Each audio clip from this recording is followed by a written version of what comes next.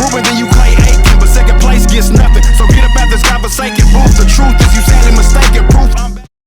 Welcome to 3 Count Commentaries. This is your host, MagMongoSlade. Today we're going to be doing predictions for the biggest wrestling show of all time, AEW All In, from Wembley Stadium, August 27th, 2023. I did polls, which, I'm surprised that a lot of people did not vote in the polls. I think it was about 50 people max. But we're going to go through the card, and then we're going to get what you guys think, and then I'm going to get what I think. And apparently they're still making alterations to this card. So we probably won't know what's actually on the damn card until the show is actually announced, which is very, very bizarre booking for the biggest wrestling show of all time. I'm sorry, matchmaking for the biggest wrestling show of all time. Which, as it stands right now, they say it's about 81,000 distributed tickets, which probably is somewhere in the neighborhood of 75 to 79,000 people. We don't know until they do an audit, if they ever do one. But let's get started. Let's start with the buy-in. I don't know what matches are on the buy-in. I have no idea. I don't know. But I do know this, that the Aussie Open will wrestle MJF and Adam Cole for the Ring of Honor Tag Team Championships. There was 29 votes on this tally, and Aussie Open had 66%. MJF and Adam Cole had 34%. Most people seem to think that Aussie Open will win. I think that this is where you finally get the hard sell, where one of them eventually turns on the other one going into the show. It can be smart if people are on the fence about buying this show, and then you do this match. People watch this match. A lot of people watch it. And then you do the hook. Somebody turns heel, somebody finally turns or whatever, and you say, hey, you have to watch the show to know what happens next. That could lead to a lot of buys, really. Tony Khan, I believe, said there was about 90,000 pre-orders already. That's a good chunk of what they do already. I think their average is about 130,000, 140,000 buys. Well, none of this can be verified, by the way. This is all just speculations. But we're looking at things being pretty average for, the biggest wrestling event of all time. But it's definitely going to break their own attendance record. Okay, I'm going to go with Aussie Open. I don't see the reason why MJF and Adam Cole have to win the titles here. And I think most people look at that and say the same thing. Why in the world would this be happening on this show? So Aussie Open is going to either pin the number one contender for the world title or pin the world champion. I mean, I wouldn't put my world champion in that position, but they did that. So, okay. I'm going to go with Aussie Open. The second buy-in match, at least that I know of, Jack Perry versus Hook for the FTW Championship.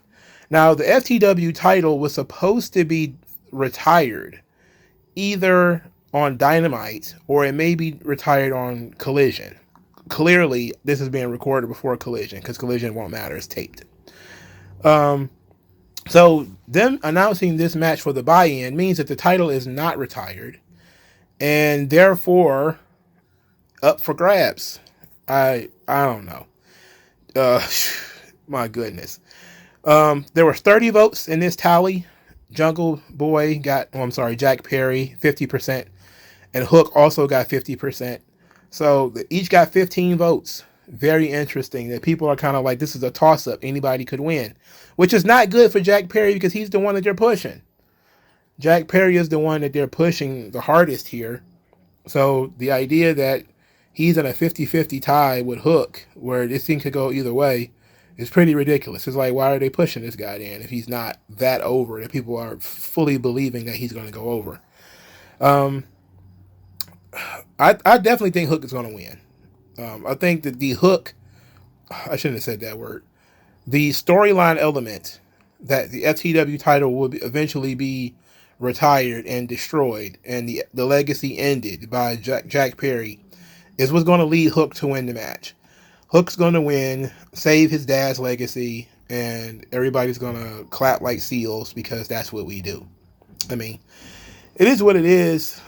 Jack Perry went from being one of the guys he wanted to be a main eventer to barely making the show for a made-up title, which is pretty humorous to me. I mean, classic matchmaking from Tony Khan. All right. Women's Championship Fatal 4-Way. Toni Storm versus Saraya versus Hikaru Shida versus Britt Baker. It got 39 votes. Britt Baker came in dead last with 10%. Hikaru Shida with 21%. She's the reigning champion. Saraya at 28% and Toni Storm at 41%. I think most people pick Toni Storm because she's getting so much love as a single star right now. And people are like, hey, look, Tony's really breaking out here with this new character of hers. She sort of needs the title now. But I think her not winning the title actually furthers the character a little bit more. And I think if Saraya wins the title, it breaks up the outcast because now Tony can be jealous or angry or whatever. And that could lead to something more down the line. So I think you actually tell a better story with Toni Storm if she doesn't win than if she does. If she does win, then her depressed Hollywood starlet character is meaningless because she's got her title back. So she has to lose. I definitely don't think Hikaru Shida walks out with the title. Would they dare put it back on Britt Baker is the question. I think Britt Baker winning the title in England would be big, but I don't think it'd be big as Saraya. Something tells me that Saraya is going to win the women's title in England. Just for the pop. She might not be champion long, but I think they're going to do it for the pop. Tony Khan is a sucker for the pop. We know that, right? We've been paying attention to the same guy for the last 4 years. He's a sucker for the pop. So I'm going to go with Saraya. I'll be deeply surprised if he goes any other way with this. All right. Coffin match. Darby Allin and Sting versus Swerve and Christian. AR Fox apparently can't travel, so he has to get kicked out of Swerve's group that he just joined after they committed a assassination of Nick Wayne. Who he magically got better and then beat AR Fox, and then AR Fox was kicked out, and then Darby Allin still loves AR Fox despite the fact that he almost murdered his mentee. So this is very convoluted, very unnecessary. And then Christian comes in cutting a promo on Nick Wayne, who is not in this match, but Sting is, and Christian said nothing about Sting, but Sting's father is still alive. So I don't know. Hard for Christian to cut a promo on Sting when Sting's father is still alive. So maybe they should have talked about TNA. I don't know. But Christian hard selling his way into this match was entertaining at the very least. It's just unfortunate that the person he hard sold on is not in the match to fight him. So Nick Wayne is not in this match. So I don't know. I guess they're going to end up having that match on Dynamite or something. Nick Wayne and Christian. Anyway, there was 36 votes, and Darby Allin and Sting got 86% of those votes, mainly because Darby Allin does not lose these coffin matches. I don't understand why his specialty is the coffin match anyway. I don't know. But Sting also doesn't lose, so Swerve loses a lot, and Christian, he also loses quite a bit. So Darby and Sting is a safe choice. All right.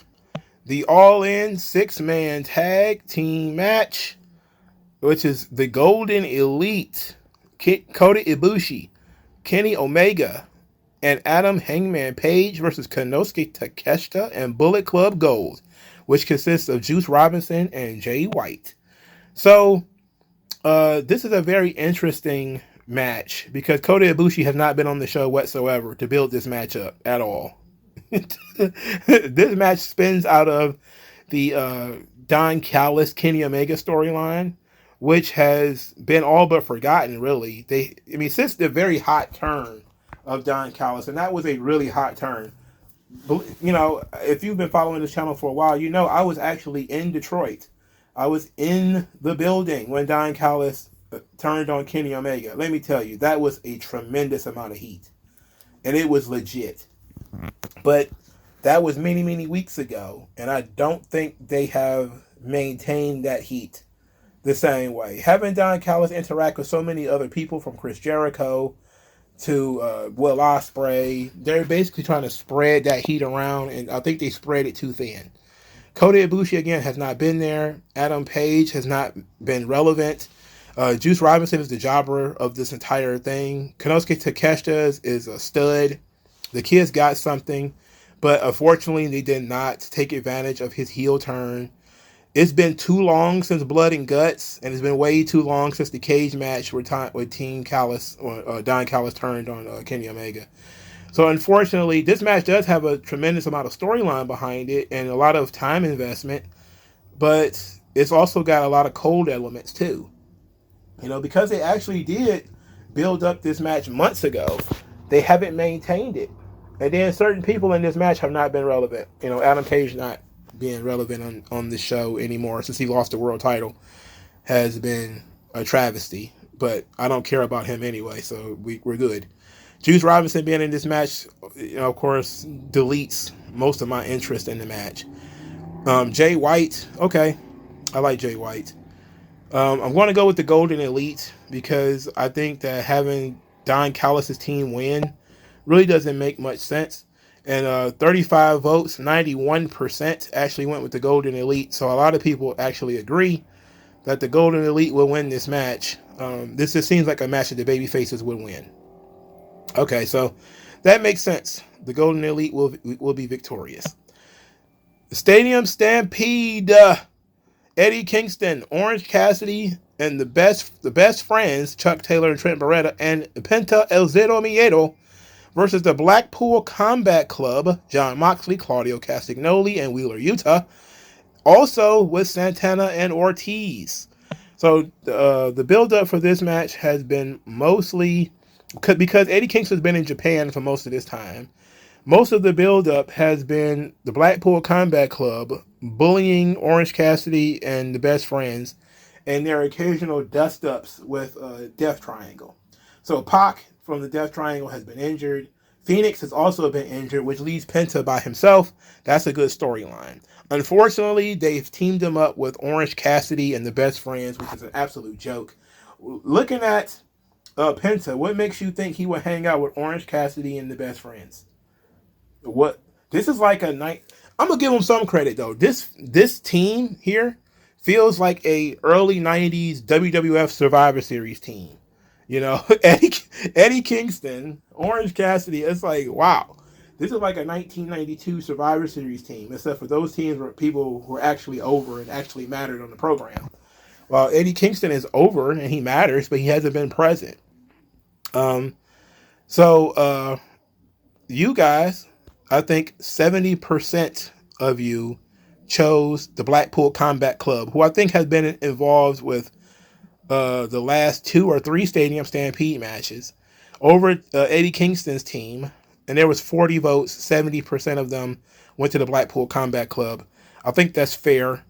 But they have Wheeler Yuta on this team. Wheeler Yuta is the one jobberello on the entire match. So even though, Chuck Taylor is also a jobber and Trent Beretta is also a jobber, they don't typically come across as jobbers. They're just kind of guys I don't like, and therefore probably shouldn't be on this show, especially not in prominent positions when you have other people who are not in prominent positions on this show. I mean, for Christ's sakes, this is just the part of the program where I'm going to complain. Miro is not on this show. Hobbs is not on this show. Heavens to Betsy, Wardlow is not on this show. Jack Perry is on the pre-show, but the best friends get prime real estate on this program. The lack of consistent booking is really killing AEW. The lack of consistency is really bizarre. Really, you think that they're pushing a guy 1 minute, the next minute the guy's not even on the show. Keith Lee's not on the show. This is crazy. It's just crazy. Anyway, Moxley almost never loses, so I'm guessing that Wheeler Yuta is going to be the one who's going to get beat here, and the babyfaces will go over. The Blackpool Combat Club lost Blood and Guts, so that kind of makes me lean towards that they would win Stadium Stampede. But Wheeler Yuta sucks, and I hate Wheeler Yuta. Do I hate him more than I hate the best friends? But let's just say I like Eddie Kingston despite the fact that I call him Fatty Kingston. And I like Penta El Zero Miedo. I like him a lot.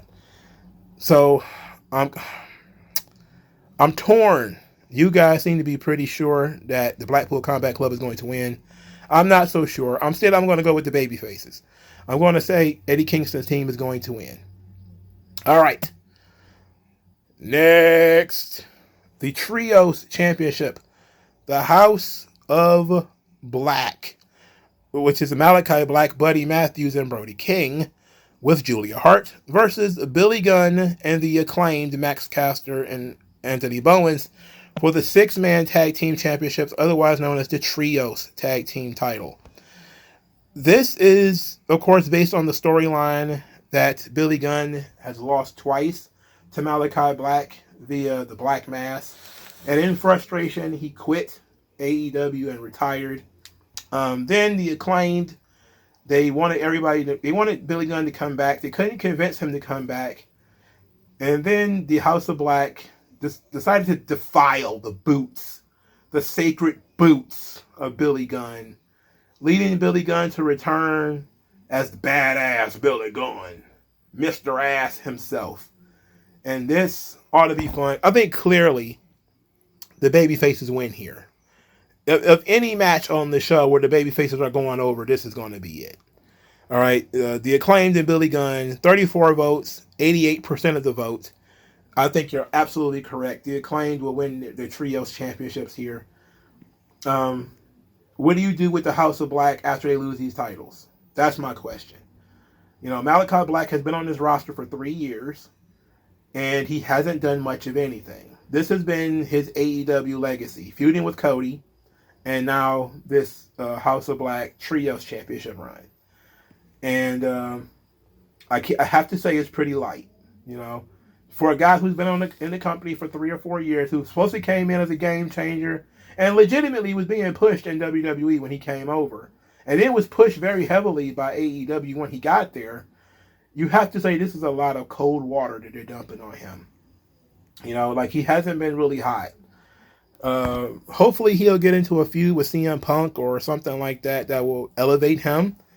And I mean him, not the House of Black as a stable, but him in particular, that he can start getting in these conversations with MJF and Adam Cole, and, you know, get into matches with Kenny Omega and Danielson and all those guys, because that's where he should be. You know, Malachi Black is that good, and that's the position everybody wanted him in WWE. But it seems like, you know, him being anchored to the mid-card is okay here in AEW, and I don't think so. Just give the acclaim the Trios titles, and then let's take Malachi Black to the next level. How about that? All right, Will Ospreay versus Chris Jericho. 38% of the 38 votes, I should say, in this one.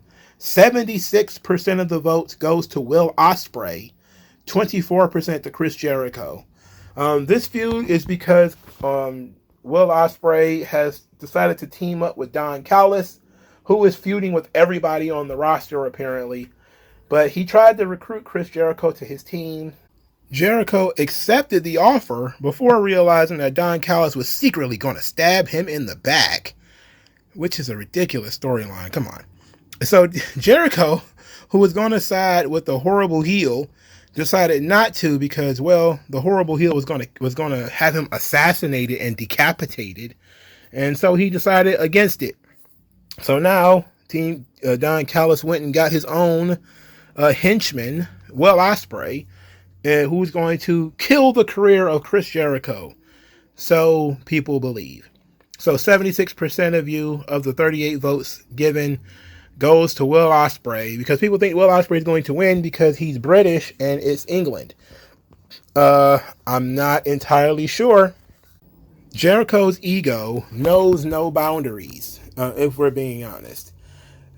Something tells me that it would not surprise me if Chris Jericho said to Will Ospreay, hey, look, how about I go over here?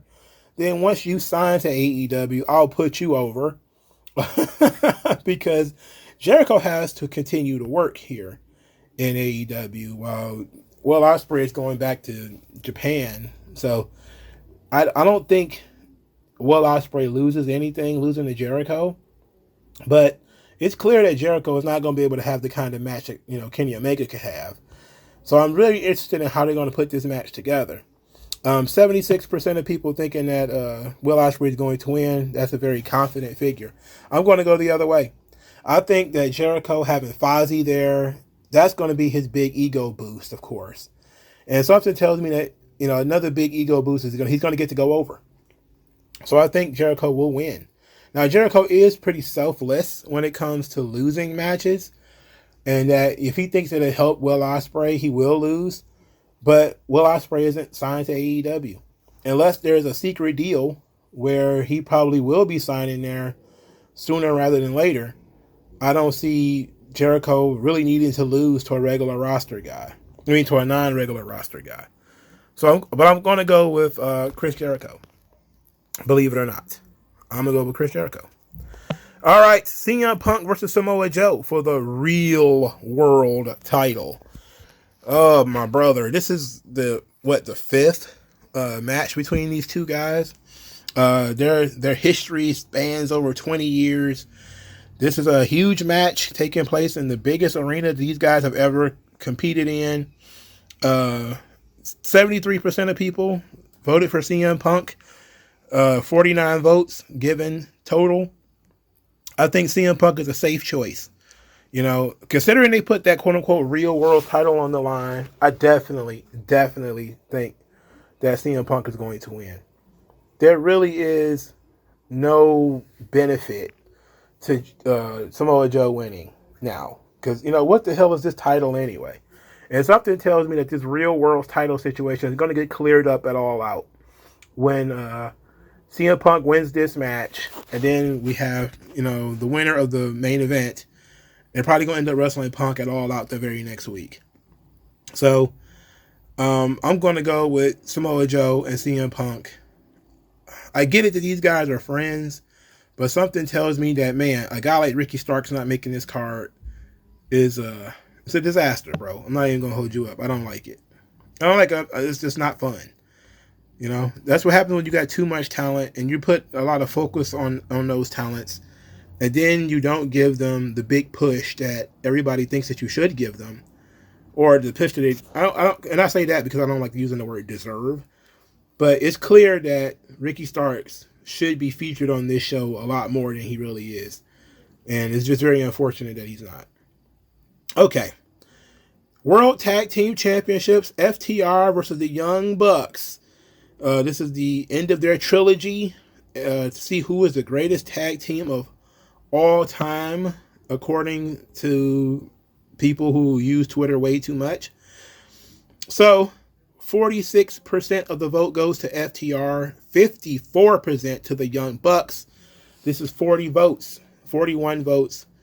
So, it's a fair split. I think maybe one vote snuck in to the Young Bucks and gave them the push over.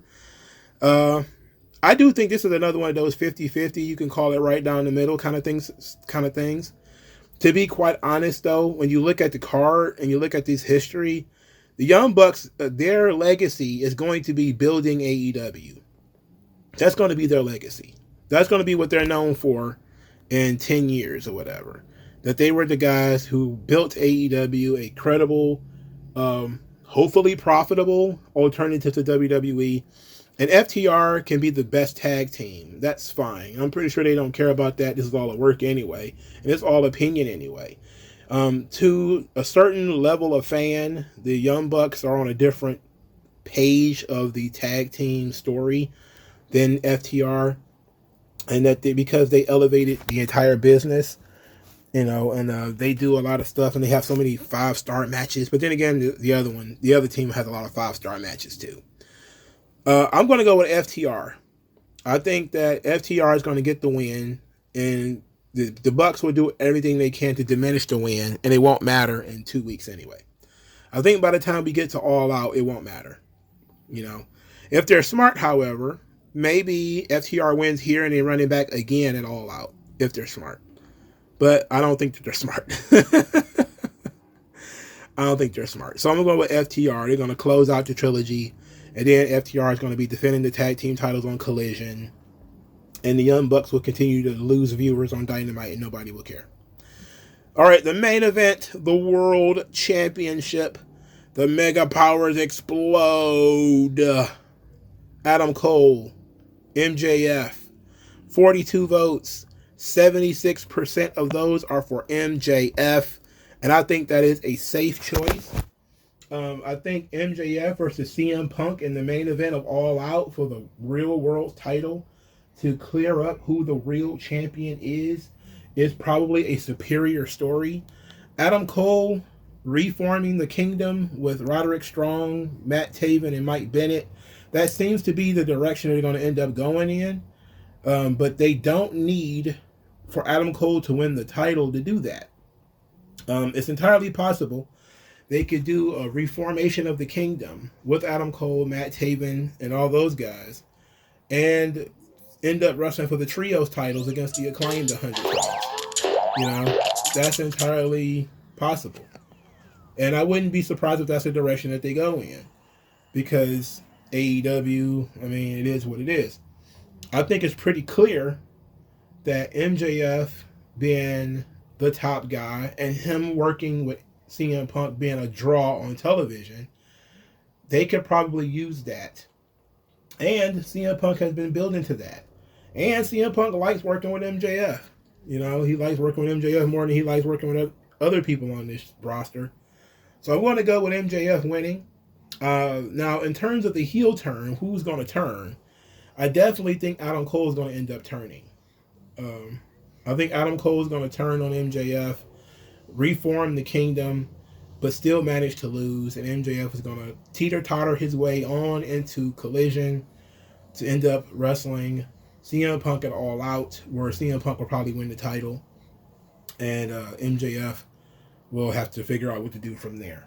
Unless he beats CM Punk. Who knows? I don't like the idea of MJF being a babyface. I hate it, actually. But that seems to be what they have been teasing for like a year and some change now. So it is what it is. But I definitely think that Adam Cole winning is a long shot. I just think it's a long shot. Unless they're going to have the Kingdom run roughshod over AEW as the top stable, which that doesn't seem like they're the direction that they're going in, because Matt Taven and Bennett and Roderick Strong are barely on TV as it is. Having them attached to the world champion just doesn't seem like it makes sense. So my guess is that they're going to go with MJF, and then they're going to have MJF and CM Punk, have a run on Collision, while Adam Cole probably starts to feud with the Elite on Dynamite. So that's kind of where I see this going. But what do you guys think? Let me know in the comment section below. I'll talk to you guys later. Peace out.